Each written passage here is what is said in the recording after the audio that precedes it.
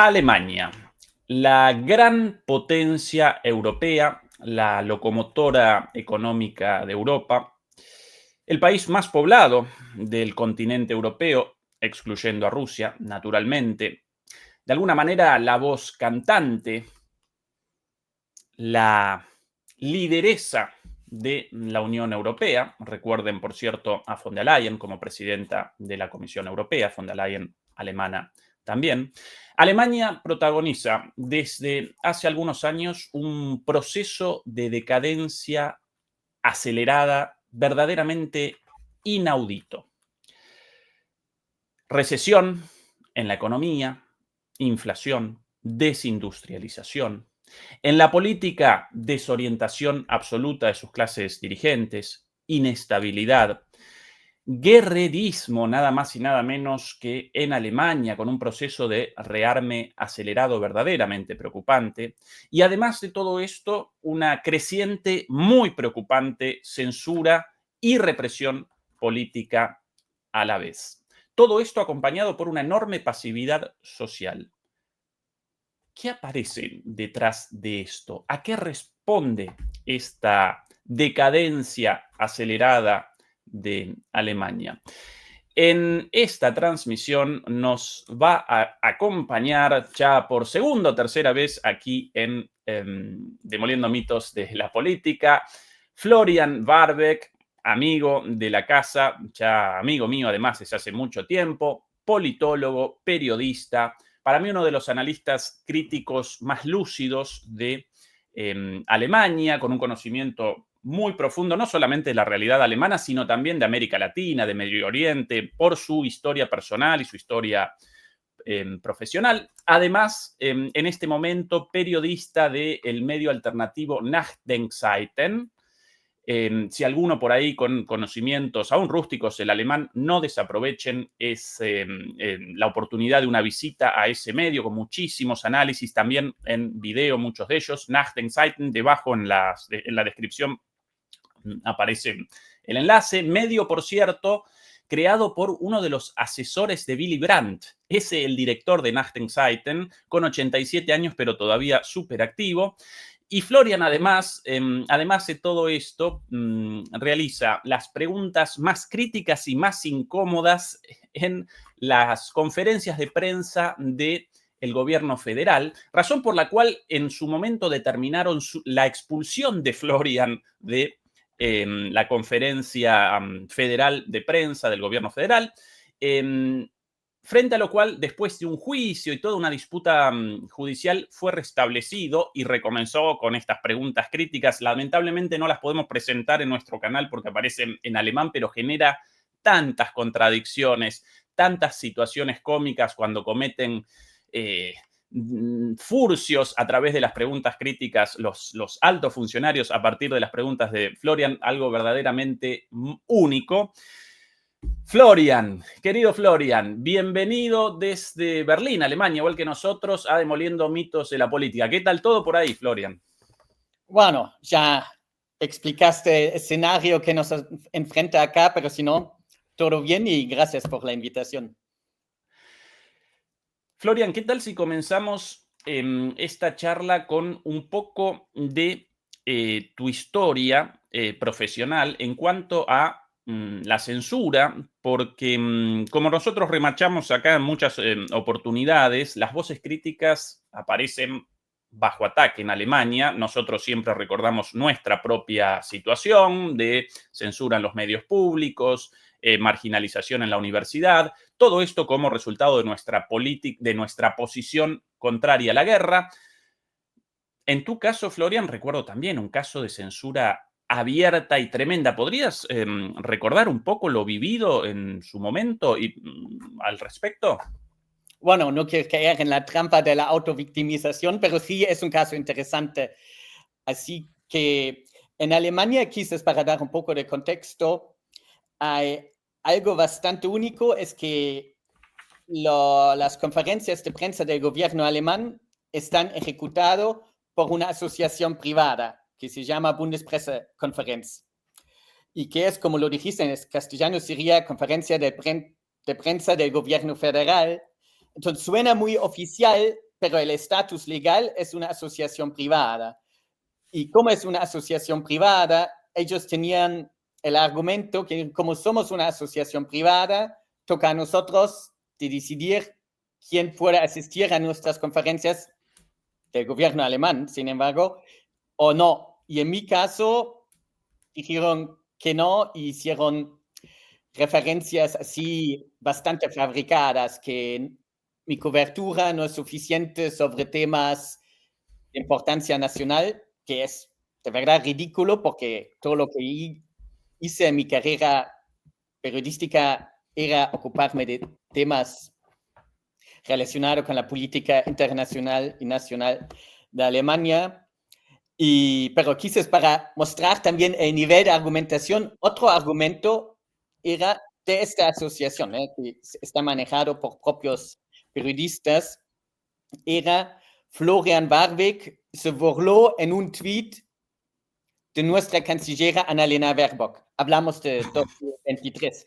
Pero eso era un argumento que se presentó frente a la Corte casi Suprema de Berlín, el Landgericht en alemán. Y obviamente, por suerte, la Corte lo rechazó, pero solamente para dar una imagen o una impresión así a qué nivel se argumentó en contra de mi presencia, y no era solamente yo como persona, sino también contra el medio que ya mencionaste, Nachdenkseiten. Y Nachdenkseiten, también como ya mencionaste, fue fundado por Albrecht Müller, que era el principal asesor de Willy Brandt y manejaba también sus campañas electorales en los años 70, y que él presenta una socialdemocracia corriente izquierda, pero eso incluso en la Alemania de hoy en día fue demasiado y amaron, digamos, toda esta pseudo-argumentación para impedir mi entrada a la conferencia de prensa del gobierno alemán, y por lo menos parcialmente el sistema político ya lo explicaste o dibujaste un poco, pero el derecho, por lo menos el Estado de Derecho, todavía funcionaba o funciona más o menos. Y lo que me permitió que por esta decisión de la Corte, el Landgericht, tenían que dejar entrar a la conferencia de prensa del gobierno alemán. Bien, ahora, por lo charlado recién antes del comienzo de la transmisión, el gobierno federal o la institución esta, la organización formalmente privada esta, a cargo de las conferencias de prensa, presentó una apelación y todavía no fue determinado ese fallo en segunda instancia, ¿verdad? Con lo cual todavía parece abierto. Sí, entré en septiembre de 2003, pero y por suerte, entre comillas, como el sistema judicial en Berlín anda súper lento, la posponieron la segunda instancia a fines de agosto 2028. Florian, esa tu experiencia de censura desde tu trabajo en Nachdenkseiten, tu trabajo actual en las conferencias de prensa, pero antes de eso, recuerdo también una experiencia de censura terrible contra tu persona en tu trabajo anterior. ¿Podrías recordar lo sucedido ahí antes de Nachdenkseiten en RT?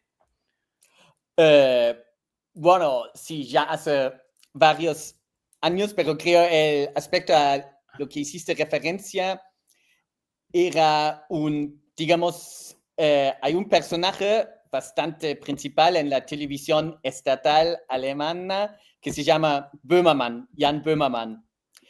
Y él me presentó porque justo en febrero de 2022 me fui por razones familiares a Argentina, y él tomó este hecho diciendo que yo estaba tan cerca del círculo de Putin que sabía que él va a invadir a Ucrania, y por eso yo me escapé con mi familia a Argentina. Una locura total, y además sabiendo que 2 semanas después volvió a Berlín. Pero él lo presentó en una edición súper conocida en Alemania con una teoría de conspiración, pero a 100%, y obviamente sin ninguna implicación, pero con el único intento de difamación, digamos. Este señor, uno de los comediantes políticos más famosos de Alemania, con un programa semanal aquí lo llaman cabaret político, quizás en español lo llamaríamos humor político, ¿sí? Él como comediante principal, y en ese programa te presentaron como uno de los cómplices principales de Putin a partir de este viaje tuyo a la Argentina. Por cierto, Florian aparece casado con una argentina, a eso respondía seguramente el viaje, amiga mía también, y así te presentaron como una suerte de, en ese entonces vos con un trabajo en RT, te presentaron como una suerte de cómplice de Putin, espía ruso, y eso naturalmente determinó un montón de consecuencias negativas para vos. ¿Generó una cancelación inmediata o yo he equivocado, Florian?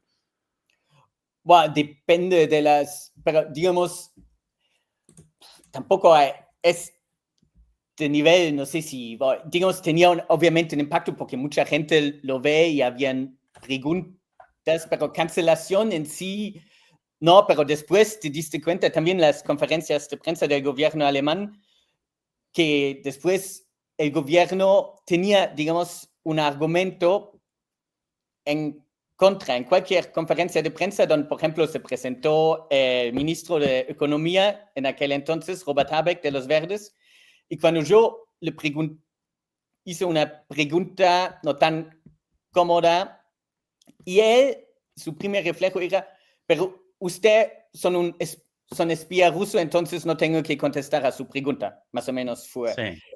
así. Y además, si no recuerdo mal... Y también a los Nachdenkseiten como colaboradores de Putin, y con eso se tomó la libertad de no tener que contestar a las preguntas. Y eso en el contexto oficial de una conferencia de prensa del gobierno alemán, y ahí acentuando a un periodista específico diciendo, vos sos espía, es alucinante. Y me imagino que hay pocos países en Europa, casi en el mundo, donde se puede permitir un comportamiento así de un ministro. O sea, tremendo. Además de eso, si no recuerdo mal, vos debiste, a partir de esta presión, debiste abandonar RT. Luego RT desapareció del aire, si no recuerdo mal, poco tiempo después por la censura de RT en Europa, hoy día inaccesible. Pero las consecuencias, vos no querés aparecer como víctima, pero comenzó un ataque contra tu persona, evidentemente. ¿O yo he equivocado, Florian? no, sí, pero como ya dije, digamos, presentarse como víctima tampoco es algo... No, vos demasiado humilde, Florian. No sé si humilde, sí, Además de tu caso, yo recuerdo el caso también de el periodista Patrick Babb, con la publicación de un libro muy popular, un bestseller aquí, llamado, si no recuerdo mal, A ambos lados del frente o algo parecido. Realizó un análisis de la guerra desde la perspectiva de los ucranianos y desde la perspectiva rusa, y solo eso generó, a pesar del éxito de ventas, por ejemplo, según el propio relato de él en una entrevista, la cancelación de su libro en las principales librerías. Entonces, de alguna manera, la góndola, la estantería con los 20 libros más vendidos de Alemania, en el número, no recuerdo si 11, 12, 13, debía aparecer su libro y aparecía vacío el lugar del 11 al 13, sin su libro. Recuerdo ahora también, Florian... Sí, en el caso de Patrick Babb, hay que decir que su caso, ¿verdad?, es más alucinante porque sacaron también su profesura y trabajó por la televisión estatal alemana WDR, y también lo cancelaron, y eso era un caso, digamos, con mucho más implicaciones que en mi caso. Que el tuyo. Y en eso también hay que decir, el único reproche real era que hizo un trabajo periodístico, como ya dice el título, en los dos lados de la frente de la guerra en Ucrania. El lado de Ucrania fue al lado de la Ucrania en el Donbass y después al lado ruso. Y eso, digamos, en sí, una base normal de un periodismo serio, cubrir un evento de los dos lados, fue la principal razón por lo cual lo echaron de la televisión, sacaron su profesura en una Universidad, Una universidad. su cátedra en la universidad cancelada. Después, Florian, recuerdo también el caso de otra periodista y a la vez profesora, con una cátedra universitaria también, cancelada por completo, el caso de Gabriele Krones-Schmalz. Ustedes, de hecho, realizaron una actividad con ella y ella también censurado en los medios públicos y, si no recuerdo mal, con repercusiones también en su trabajo académico. El caso de Habermas también. Después de unos comentarios críticos, de repente lo desaparecieron prácticamente de todos lados. Jürgen Habermas, uno de los miembros de la filosofía alemana más reconocidos en el mundo. No, hay más casos. Ulrike Gerold, también una politóloga germana francesa que estaba completamente en el mainstream mediático, pero cuestionaba un poco ciertas medidas de COVID, así empezó, y después llamó a un poco, tampoco ni empatía, pero solamente ni tomar en cuenta también los intereses de Rusia, y ya. Lo mismo, la sacaron de la universidad de Bonn, editoriales eliminaron o sacaron, digamos, los contratos con ella y sí, no, si lo asumas, es de verdad bastante impactante como poco a poco aumentó la represión. O sea. Tremendo, tremendo. Bueno, quería que presentáramos tu caso particular como disparador para el comienzo del análisis de los temas en particular. El primero de ellos, Florian, la situación general de Alemania, su posición respecto a Europa frente a la OTAN, frente a Estados Unidos, con un gobierno abiertamente despreciativo de Europa y de Alemania, como el gobierno de Trump, y aún así Alemania persevera en este rumbo de autodestrucción, ¿sí? Tanto en lo económico, en lo político, incluso en lo social. ¿Qué análisis realizás vos de la situación, de las causas de esto? Y si podés acomodar tu cámara un poquito más al centro, Florian, mejor, es así. Eco. ¿Qué análisis realizás, Florian, de esto? Bueno, pregunta compleja porque hay tantos factores y variables que juegan en este contexto. Yo quizás voy a empezar con algo que tocamos también la última vez, que es la destrucción de Nord Stream 1 y 2. Y creo es esta conexión, esta pipeline de gas entre Rusia y Alemania que fue destruido en septiembre de 2023, porque ahora estamos en la situación que muy probablemente un inversionista de Estados Unidos lo va a comprar y entonces Alemania va a estar en completa dependencia de importaciones de gas de Estados Unidos, tanto hacia el occidente y también ahora hacia el oriente. Y la actitud del gobierno actual es lo mejor que nos puede pasar, es de dejar completamente destruido a Nord Stream, y además ahora se intentan sanciones proactivas de Alemania para impedir que incluso a largo plazo se pueda reparar a Nord Stream. Y eso hay que entender las implicaciones, porque la ventaja competitiva de la industria alemana durante varias décadas se basó en la importación de gas barata de Rusia y así permitió a Alemania poder producir a un precio más bajo incluso que la competencia o la concurrencia al otro lado del océano.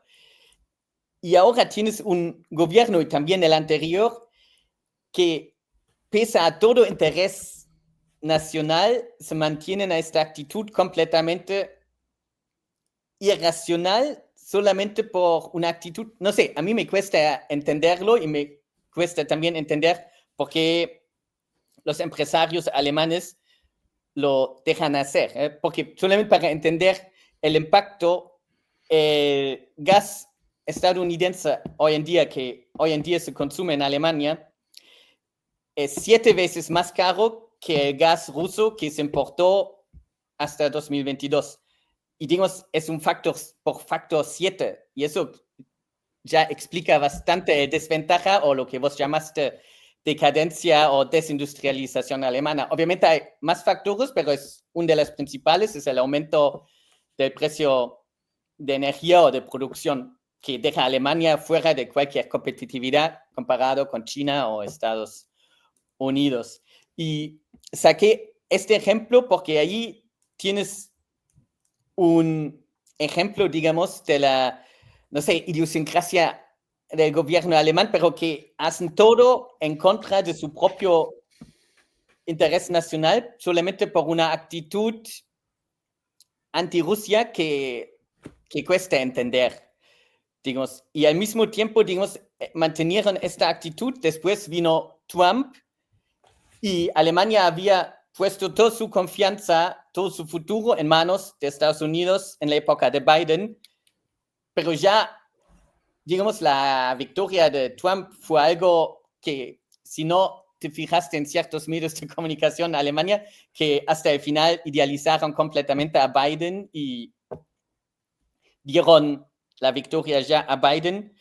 Se sabía que va a venir Trump con una agenda muy distinta y, sin embargo, la élite política alemana se mantenía en este camino de dependencia total de Estados Unidos y aparentemente sin ninguna preparación al caso bastante probable que Trump gane las elecciones.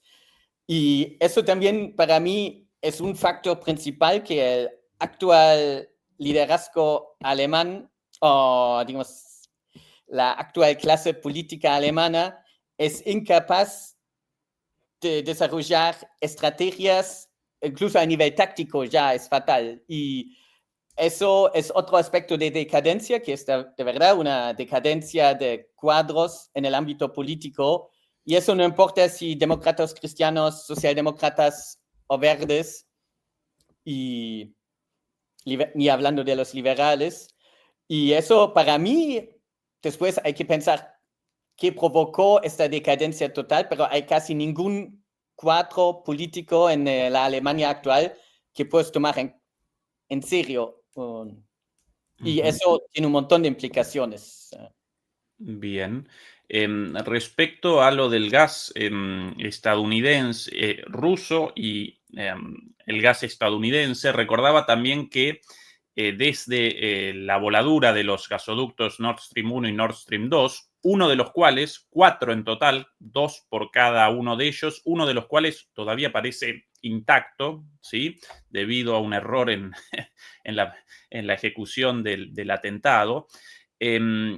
Pero a partir de entonces comenzó la provisión de gas estadounidense, simplemente recuerdo esto como contexto, a través de barcos, gas natural licuado, pero también de gas ruso vendido a través de intermediarios a un precio muchísimo mayor, por sobre todas las cosas de Qatar, con lo cual esta supuesta interrupción del flujo de gas ruso y su reemplazo por el gas estadounidense en cierta medida ni siquiera responde a la realidad, sino que Alemania todavía realiza importaciones de gas ruso, solo que de forma indirecta, ¿no? A través de intermediarios. Y mucho más caro. Claro, mucho más caro, naturalmente. Florian, ¿qué tal si presentamos un pedacito del primer discurso de Merz frente al Parlamento hace unas semanas, nada más, como canciller ya él, con algunas definiciones respecto a la OTAN en términos generales y respecto a el rearme en Alemania? Esto en alemán, pero realizamos la traducción nosotros como podemos por aquí. Aber ist klar, wir sind nicht Kriegspartei und werden dies auch nicht werden. Es claro, no somos una de las partes de la guerra, una de las partes implicadas en la guerra, y no lo seremos. Aber wir sind eben auch nicht unbeteiligte Dritte oder neutrale Vermittler, sozusagen zwischen den Fronten. pero tampoco somos intermediarios neutrales o de alguna manera una parte sencillamente externa al conflicto. Wir werden unsere Verpflichtungen erfüllen, in unserem eigenen Interesse und im Interesse dieses großartigen nordatlantischen Bündnisses, das Vamos a cumplir todas nuestras obligaciones en interés de Alemania y en el interés de la OTAN, wie kein zweites auf der Welt für Freiheit und Frieden steht, jedenfalls in dem Teil der Welt. La OTAN, una organización la cual como ninguna otra en el mundo representa la paz y la libertad. In dem wir das große Glück haben, heute zu leben. Y nosotros tenemos el privilegio de vivir dentro de esa parte del mundo, la parte del mundo perteneciente a la OTAN. Aplausos, ¿no?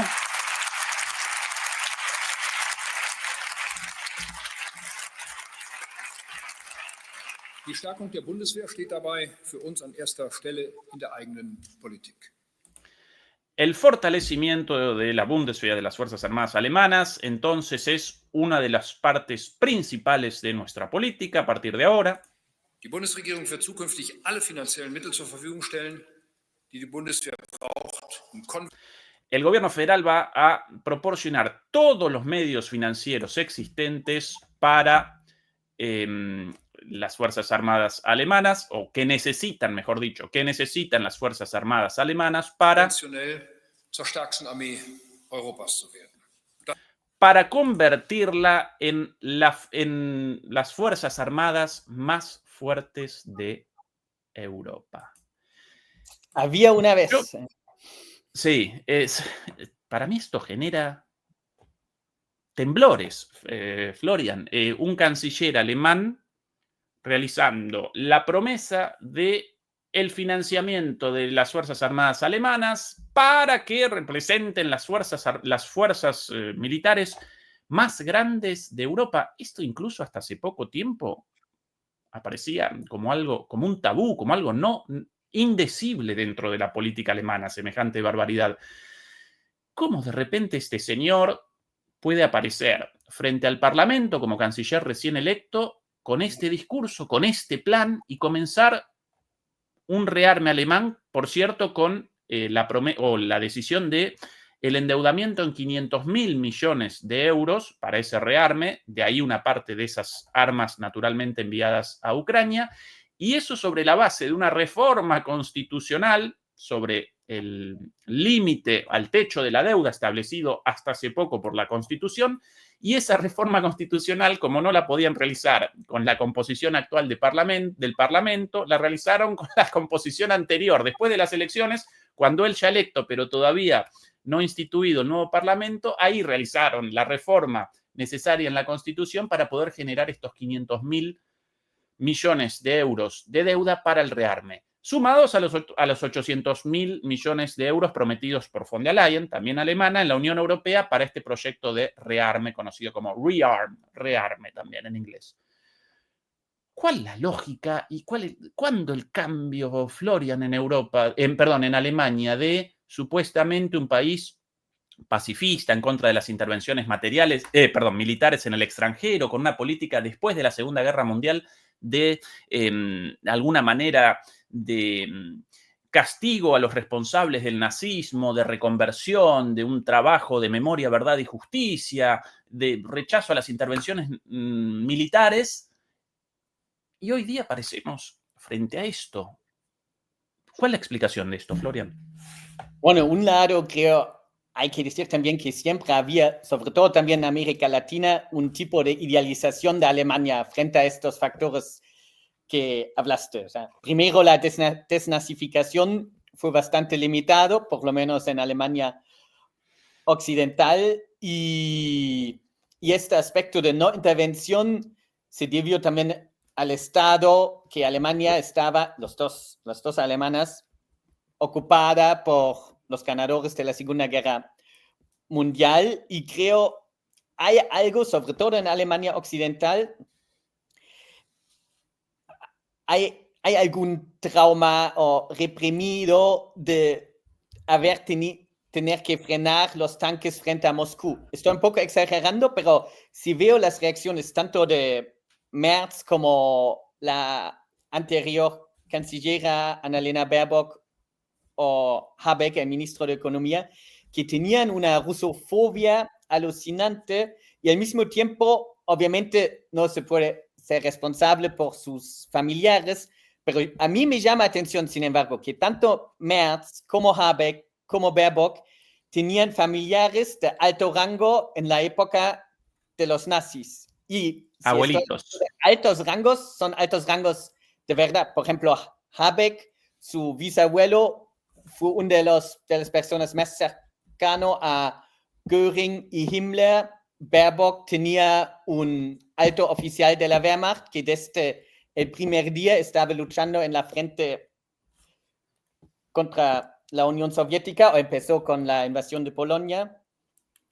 Y el punto es que Baerbock, por ejemplo, frente a su abuelo está bien, pero siempre lo había idealizado también en sus statements oficiales, entonces había ninguna reflexión crítica. Y creo algo se despertó en la clase política, además con este tipo de familiares, que es un poco a nivel psicoanalítico y del subconsciente. Yo sé que es un poco problemático, pero a mí me llama como a vos mucha atención con cuánto, no sé, casi pasión se dedica ahora a este proceso, este proyecto de tener Alemania con toda esta dependencia en la historia, de presentar algo así como transformar el ejército alemán en el ejército más potente de Europa como algo progresivo y al mismo tiempo que lo que me llama aún más atención es el silencio casi total de la sociedad civil. Porque en lo que sí tienes razón, Alemania tenía en los años 70, 80 un movimiento de paz bastante potente. Se juntaron 500,000 personas en Bonn, que era en aquella época la capital de Alemania Occidental. Y hoy en día hay manifestaciones en contra, pero quizás se juntan una docena de personas entre 70 y 90 años. Así, digamos, los veteranos de este movimiento de paz hace 40 años atrás, pero la nueva generación es o indiferente o incluso lo apoya. O sea, es una mezcla medio extraño, pero el favor, digamos, o como ya dije, la casi pasión con la cual se dedica a este proyecto, a mí me llama mucha atención y de verdad, como para explicarlo, creo Freud ayuda más que, que algún politólogo.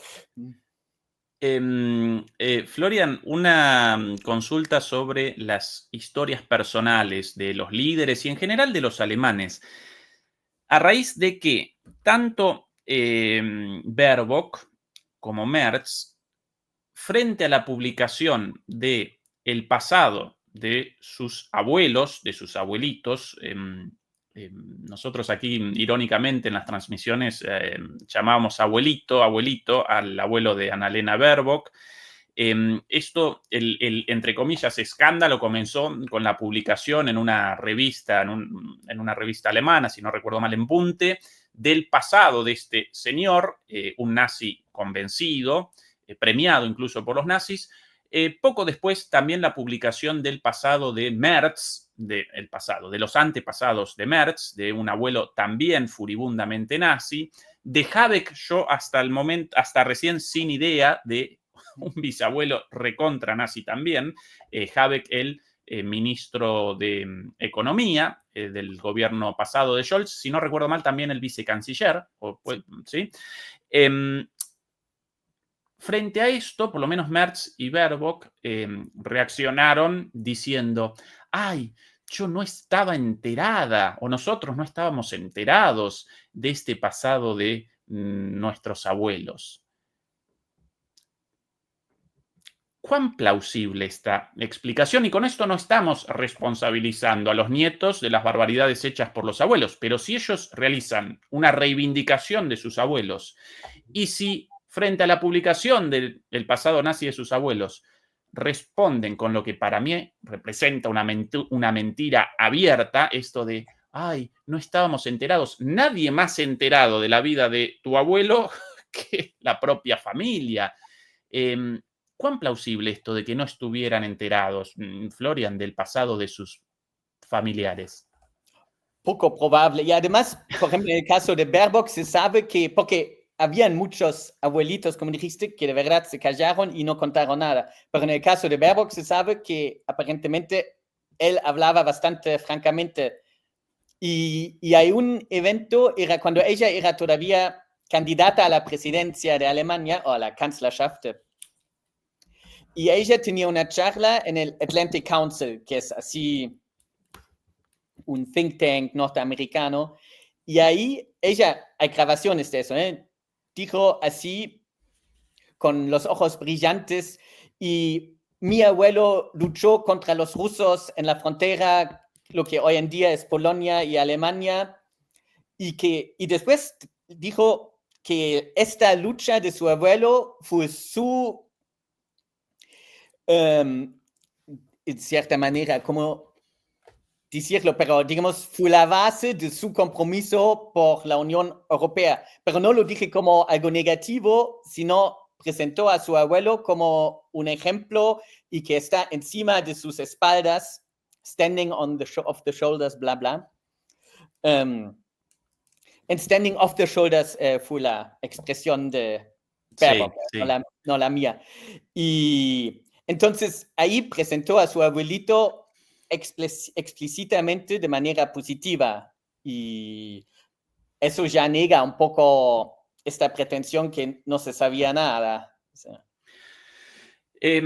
Florian, ya más sobre la posición específica de Alemania respecto a la guerra de Ucrania y a Rusia. Hasta recién presentábamos esto de manera un poco más general, ahora más específica. El gobierno de Merz aparentemente está realizando un giro hacia una participación mayor, incluso que el de Scholz, en el conflicto, con, bueno, aquí las imágenes de la visita de Zelensky a Merz hace una semana, hace muy poquito, esto acá cerca de mi casa, no muy lejos.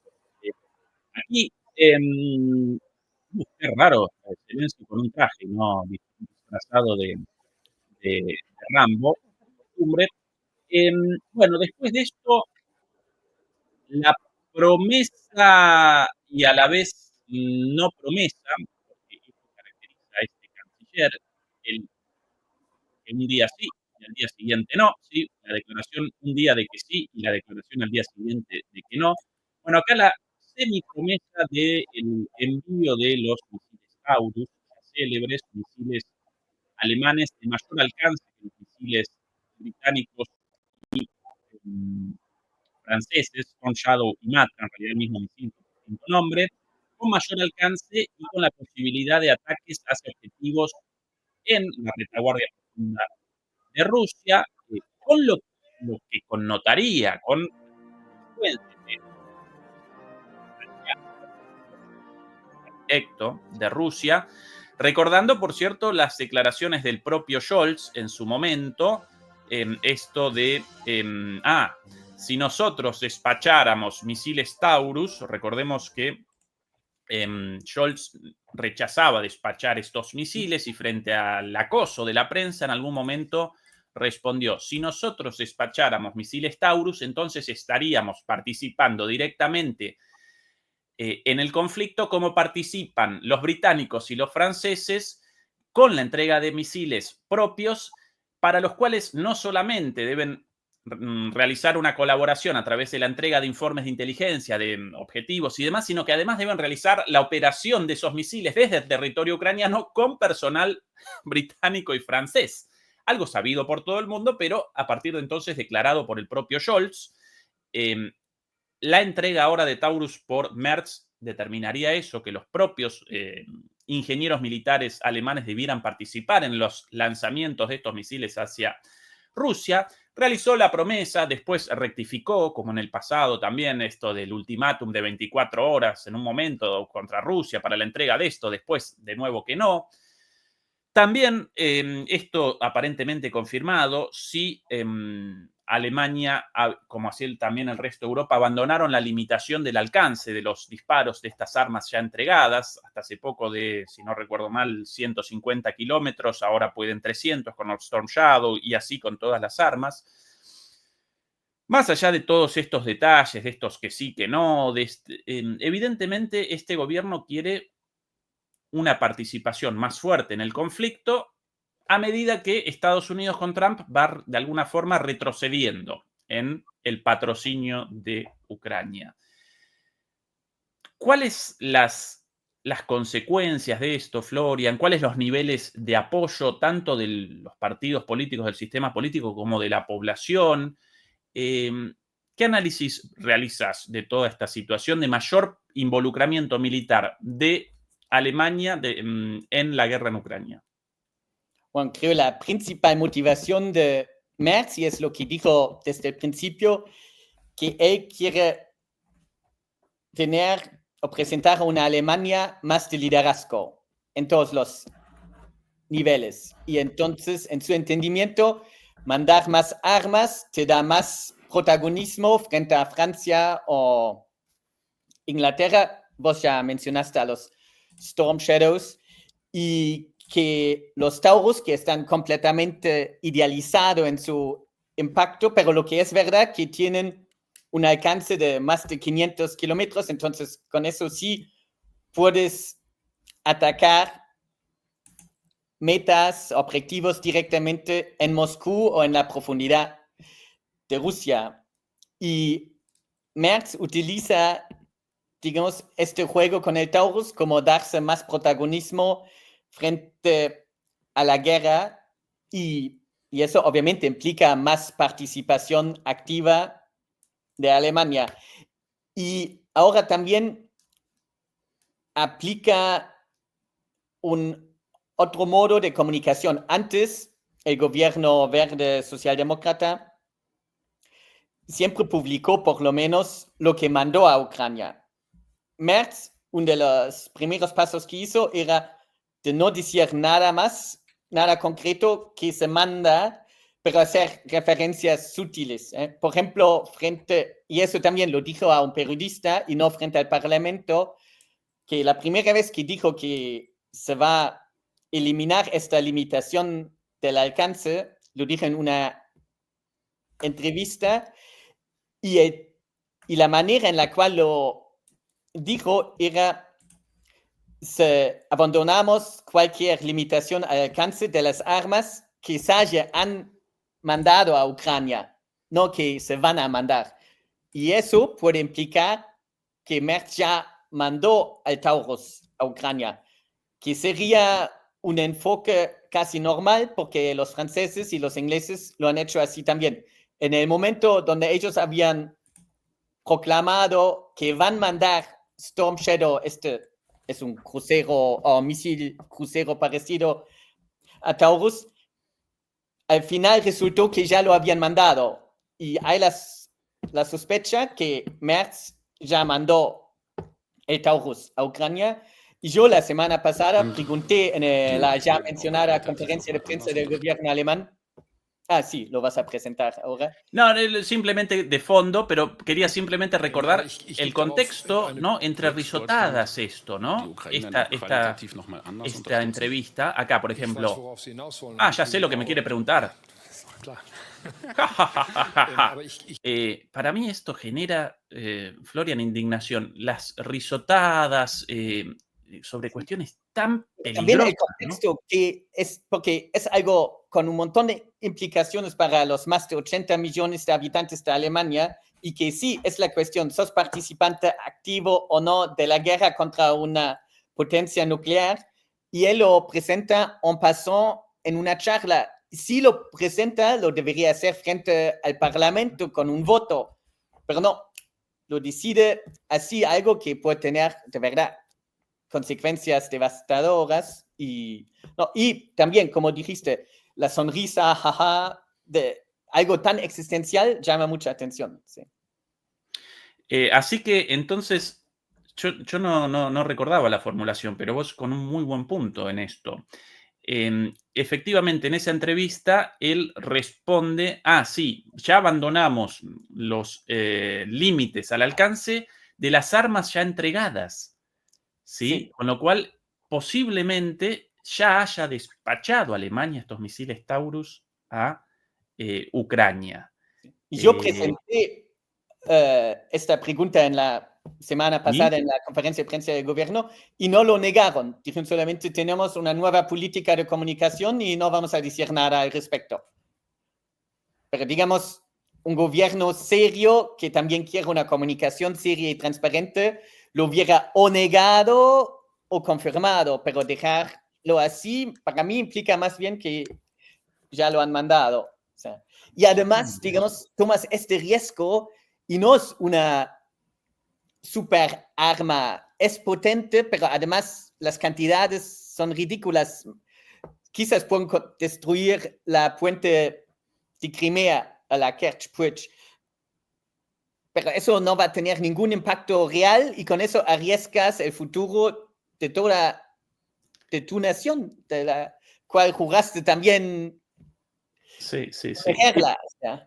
Pueden generar una provocación, nada más que eso. El desarrollo de la guerra ya parece definido, desde hace tiempo aparece definido, hoy más que nunca. Esto además en el contexto de los atentados terroristas del día de ayer por la madrugada contra infraestructura civil ferroviaria en Rusia, sumado a los ataques de ayer también con drones contra una columna de la tríada nuclear, contra bombarderos estratégicos, lo La cual más flexible, sí. convalida la posibilidad desde la doctrina nuclear rusa y desde cualquier doctrina nuclear de una gran potencia, frente a un ataque contra la tríada nuclear y por ende la disminución de la capacidad de respuesta nuclear de Rusia, la doctrina convalida la posibilidad, no la obligación afortunadamente, pero sí la posibilidad de una respuesta nuclear rusa. Putin no va a responder nuclearmente, gracias al cielo, pero en ese contexto, el envío de misiles Taurus solamente para generar una provocación, con la guerra perdida y con unas negociaciones completamente ficticias, porque las dos partes del conflicto, tanto la OTAN a través de Ucrania como Alemania, como la OTAN a través de Ucrania como Rusia, ambas presentan como condiciones para el fin de la guerra sus condiciones de máxima, sus objetivos. La única diferencia la presenciamos en el hecho de que Rusia puede presentar esas condiciones de máxima como ganadora de la guerra, mientras que Ucrania no presenta condiciones de máxima, pero desde la derrota, algo verdaderamente inaudito. Solo la última sobre esto, Florian, antes del paso a Gaza.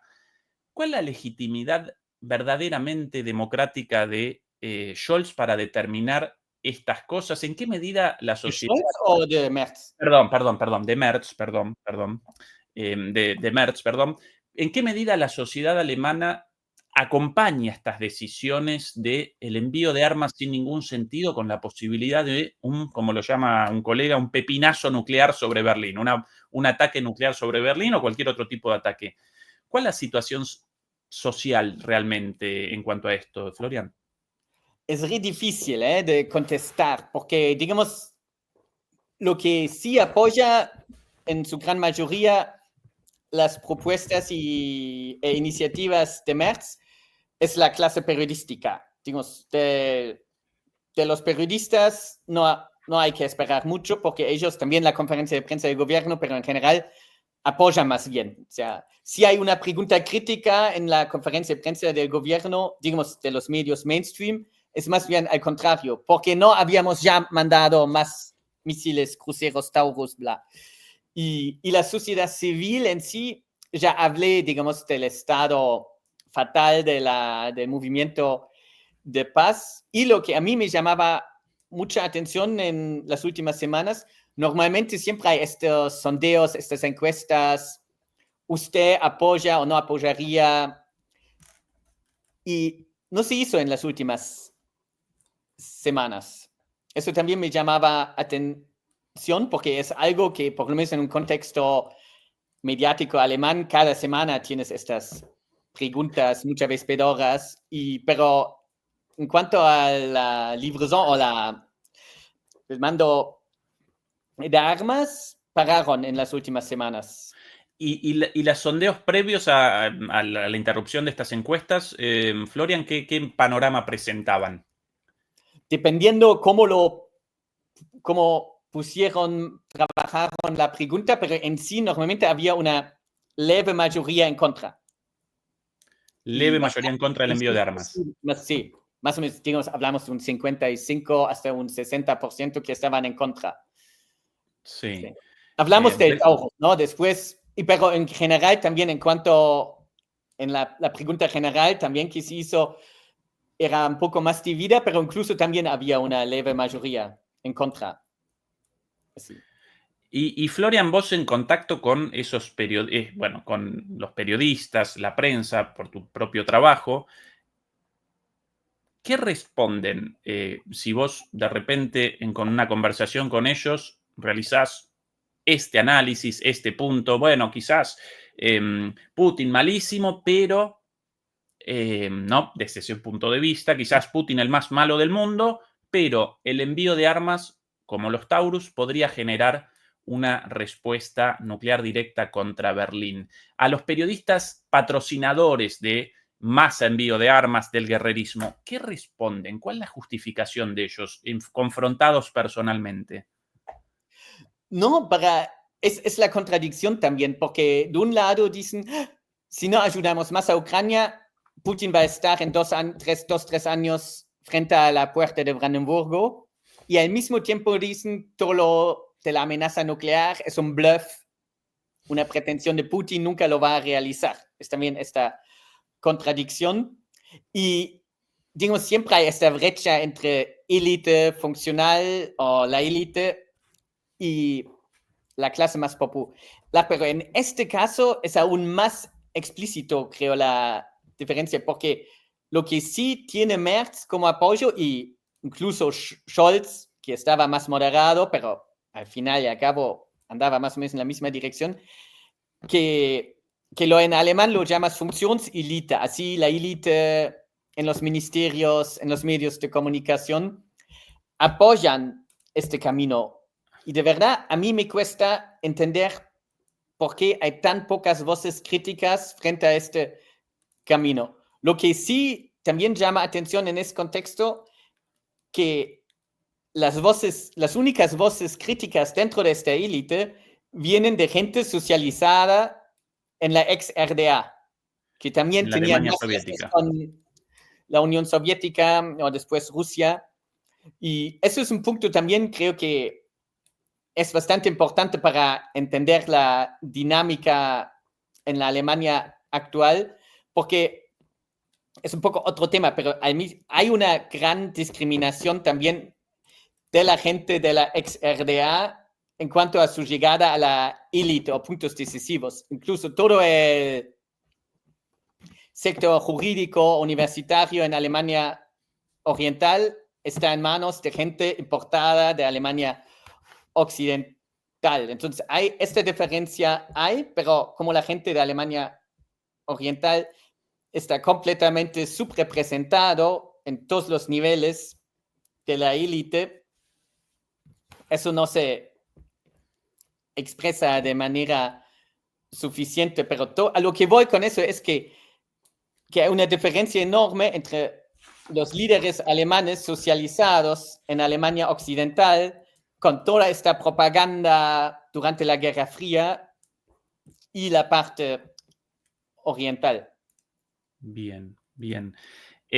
Por cierto, yo con algunos amigos en algunos ministerios, incluido el de Asuntos Exteriores, el de Relaciones Exteriores, el Ministerio de Ayuda al Desarrollo, y ya desde la época de Scholz me participaban de de envíos de armas no declarados, ¿sí? Scholz su gobierno presentaba, despachamos esto, esto y esto, pero en realidad estaban despachando por fuera de los canales oficiales, públicos, democráticos, muchas más armas, con lo cual si ahora Merz, con un discurso más duro y encima de secretismo, lo de la posible entrega ya de los Taurus aparece cada vez más plausible, cada vez más probable.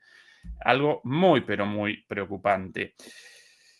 Florian, como tema final de nuestra conversación, la posición de Alemania frente al genocidio en Gaza, las cosas por su nombre, un genocidio a cielo abierto, llevado a cabo por el gobierno de Netanyahu, por lo menos esta mi caracterización. Estoy consciente de que aquí en Alemania, por ejemplo, en la Deutsche Welle, la publicación o esta afirmación, ¿sí? No pueden, según un manual de la propia Deutsche Welle, no puede aparecer la palabra genocidio junto a Israel, no pueden aparecer, sino uno inmediatamente censurado. Yo realizo esta caracterización bajo mi responsabilidad, Florian seguramente con su propia concepción de todo esto, pero más allá de, cualquier caracterización, Alemania está despachando armas para el bombardeo de Israel sobre Gaza, ¿sí? En las últimas semanas aparecieron algunas voces críticas ante las imágenes verdaderamente dantescas de civiles hambriados y bombardeados.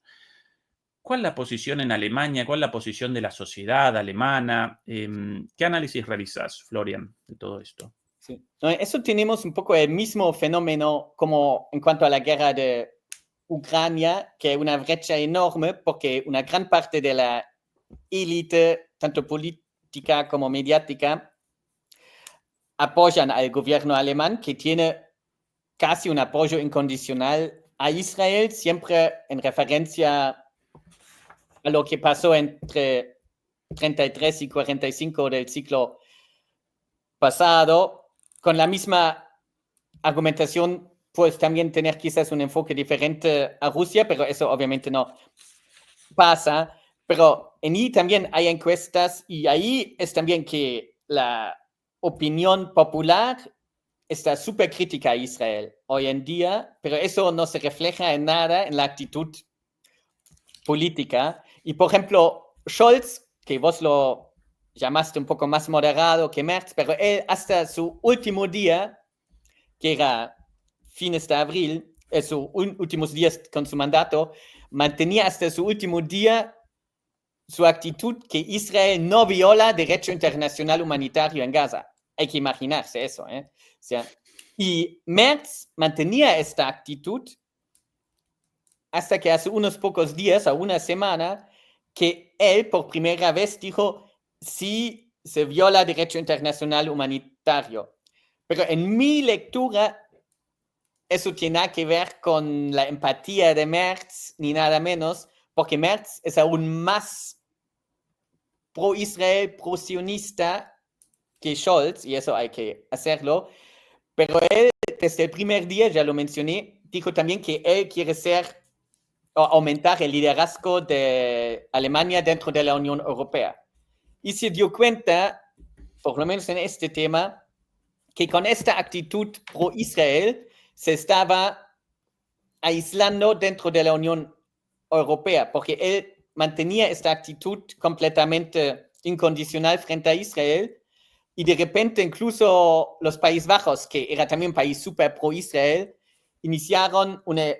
propusieron una iniciativa de revisar el tratado de asociación entre Israel y la Unión Europea por violación al derecho internacional. Y Alemania fue uno de los pocos países que votó en contra. Entonces, en este momento se dio cuenta que estaba incluso dentro de sus más cercanos aliados en la Unión Europea, Alemania estaba marginalizada. Y a partir de este voto, donde Alemania se quedaba aislado casi completamente dentro de la Unión Europea, y además unos días antes había la iniciativa de Francia, Inglaterra y Canadá, que también criticaron bastante duramente a Israel, y en este caso ni preguntaron a Alemania porque sabían que Alemania lo va a rechazar. Y entonces Merz, que quiere ser el gran líder de la Unión Europea, se dio cuenta, si mantiene esta actitud pro-Israel a 100%, eso va en contra de su interés de ser el verdadero líder de la Unión Europea. Para mí es el único motivo, porque en sí, quizás para dar un poco una idea cómo piensa Merz, hace 2 semanas vino Herzog, el presidente de Israel, y por este evento, él, por iniciativa de Merz, pusieron una foto de Sikkim Beach. Y Sikkim Beach era un pueblo palestino hasta 48 y fue después, en el contexto de la Nakba, completamente eliminado. Y él, para placer a Herzog, el presidente de Israel, pone en el Kanzleramt, la Cancillería, pero Cancillería en el sentido sede del canciller o de Merz. Del canciller, sí. Pone, digamos, la imagen de un pueblo limpiado étnicamente. No sé si me hago entender, pero es alucinante y presenta también, digamos, que no tiene ni empatía, pero tampoco ni entendimiento, porque ¿cómo vas a recibir, por ejemplo, a un representante de Palestina en tu sede principal del gobierno alemán y tienes una imagen donde cualquier persona que se maneja mínimamente en la historia con una imagen de un pueblo étnicamente limpiado en la Nakba? O sea, es alucinante. O sea. A partir de tu análisis, Florian, evidentemente aparece una situación de un retroceso democrático en Alemania tremendo. Por un lado, como producto de la pasividad, de la abstinencia de la sociedad en su conjunto, pero por otro lado, también como producto de una brecha democrática, en el sentido de que la mayoría de los alemanes rechazan el envío de armas, pero la clase política, los medios hegemónicos la convalidan, entonces despachan armas a espaldas del pueblo alemán, o por lo menos de la mayoría del pueblo alemán, y respecto a Gaza mucho más aún. Con lo cual, la imagen idílica de la democracia alemana en realidad responde a una falacia total. El pueblo no quiere más guerra, pero los dirigentes machacan y machacan en ese sentido sin el más mínimo inconveniente. ¿Acompañas esta conclusión, Florian, o estoy cometiendo una exageración? No, y creo que no se limita a los puntos que mencionaste, sino hay un tema que no tomamos quizás otra vez, pero lo quiero mencionar solamente, que hay el único partido, digamos, que es el BSW, el Bündnis Sarah Wagenknecht, La Alianza Sarah Wagenknecht. la Alianza Sarah Wagenknecht, que participó en la elección nacional y según el resultado final no llegó a los 5% que son necesarios para entrar al Parlamento alemán. Pero hoy en día sabemos que muy, muy probablemente ellas lograron los votos suficientes, pero el Estado alemán se niega casi al recuento los votos y la instancia que decide si se va a recontar o no sí. es el propio Bundestag. Entonces son los diputados que ya entraron y que tienen ningún interés de recontar los votos y faltan actualmente 4,000 votos oficialmente, pero ya se comprobó que habían varias manipulaciones y eso también, hablando de la idealización de la democracia alemana, en un montón de países, también en América Latina o en general, incluso si el término no me gusta, el sur global, un voto con tan poca diferencia de votos, tienes ya en tu constitución, tienes la obligación el recuento. Sí. Y en Alemania eso no existe y la instancia que decide es la instancia que lo menos se interesa en hacer eso, porque son los diputados que si confirman el recuento, sí. van a perder quizás... Deberían abandonar sus bancas. Lo su banca. contextualizo un poquito porque esto es una cuestión técnica. Alguna vez lo presentamos acá. Como la Constitución alemana establece un mínimo de 5% para el ingreso al Parlamento, cualquier fuerza política por debajo de eso carece de representantes. Sarah Wagenknecht generó oficialmente el 4,98, si no recuerdo mal, pero en realidad no contabilizaron esos poquitos votos faltantes en el conteo realizado para que efectivamente apareciera apenas en 5 o 5,01, y eso generaría en la composición del Parlamento de repente el ingreso de, no recuerdo exactamente cuántos, 10, 20 diputados de la Alianza Sarah Wagenknecht y la salida de muchos puestos en su lugar ante ese recuento falaz inicial. Ellos deberían abandonar sus bancas. Y ese mismo Parlamento, con esos diputados metidos sobre la base de este recuento falaz, deben ahora determinar si realizan el recuento o no. Y obviamente no quieren abandonar sus bancas.